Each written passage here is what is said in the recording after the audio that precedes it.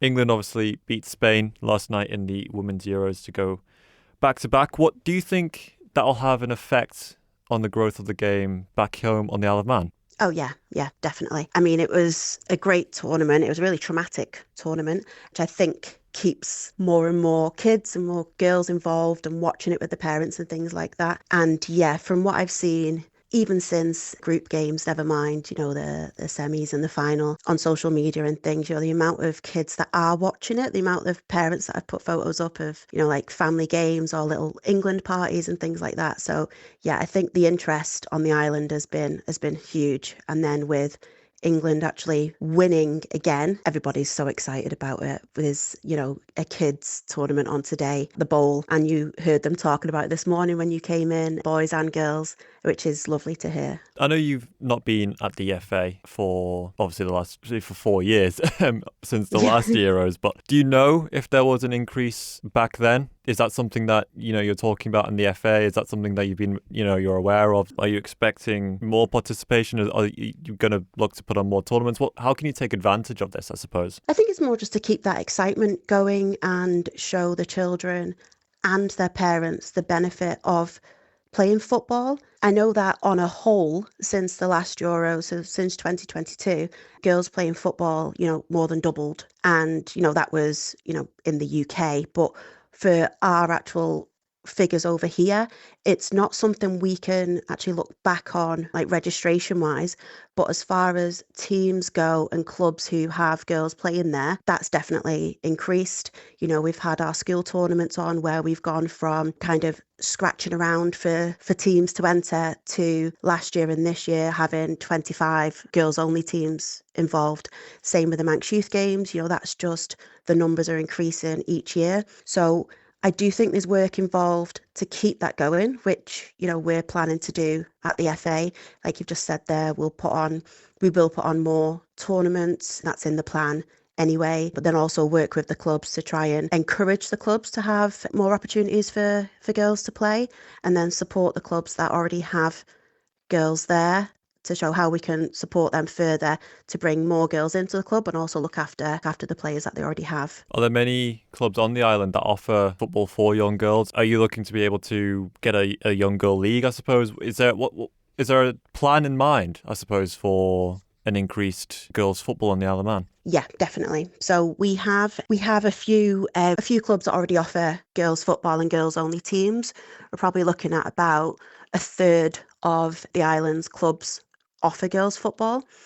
As for the leagues themselves, they're integrated within our development league and our junior league. So the girls teams have the options of playing other girls teams. It doesn't have to be mixed if they don't want that. And at the minute, we're looking into just that gap between the junior football and the senior football. So just bridging that under 16 gap, so that age 14 and 15 girls, is to keep them involved. We don't have the numbers there yet to have a league of their own. But hopefully, if we can retain the players that we've got, we're thinking five-a-side leagues, girls only teams entering the mixed league, that kind of thing. If we can retain them girls, and hopefully by next season or the season after, we should have that full pathway of a full girls league right the way through from junior level up into the senior women's game. So you reckon that could be done in the next few years, you're saying? In the next 2 years, in the next two seasons, yeah, I do believe we've got the numbers coming through to bridge that under 16 gap and have girls only football within the age group as well. And then that means that we will have that full pathway of girls teams playing girls, so girls only football right the way through from junior to senior level.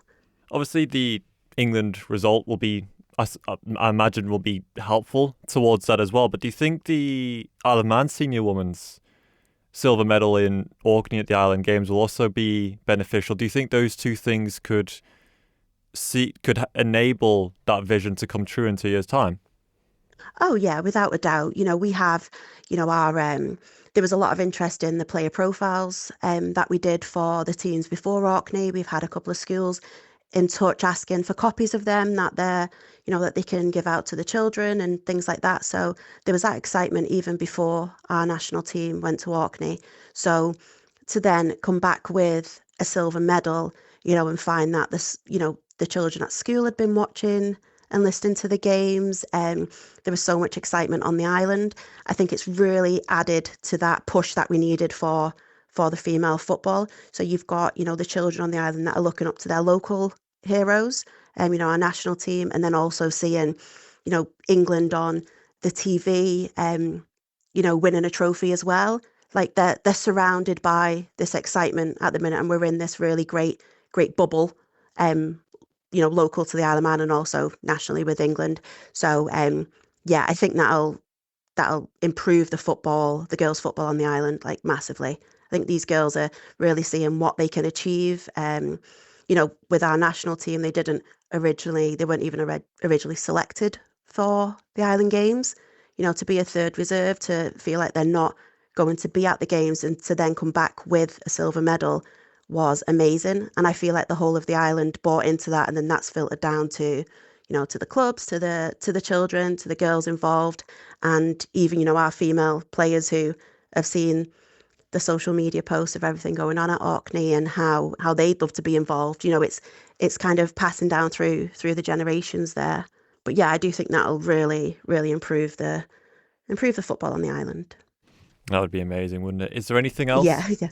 Is there anything else you'd like to mention before I let you go? No, not really. I mean, I say it every time, here at the FA and then the clubs that are involved, parents, teachers, everybody, just really, push their girls to play football. Is such a massive benefit for them, their confidence, their leadership skills, friendships, and just generally having fun.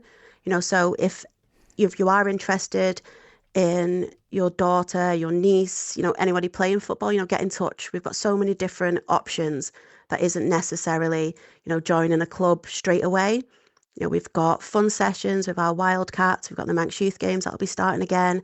All these different things for girls to get involved in, and then they'll find their love for it, I guarantee. And then hopefully, filter on out to a club and down the line experience what our Lionesses are experienced and what our national team just experienced too. So we just want everybody to work together for that same goal. Thank you for making it to the end of the Manx Radio newscast. You are obviously someone with exquisite taste. May I politely suggest you might want to subscribe to this and a wide range of Manx Radio podcasts at your favourite podcast provider, so our best bits will magically appear on your smartphone. Thank you.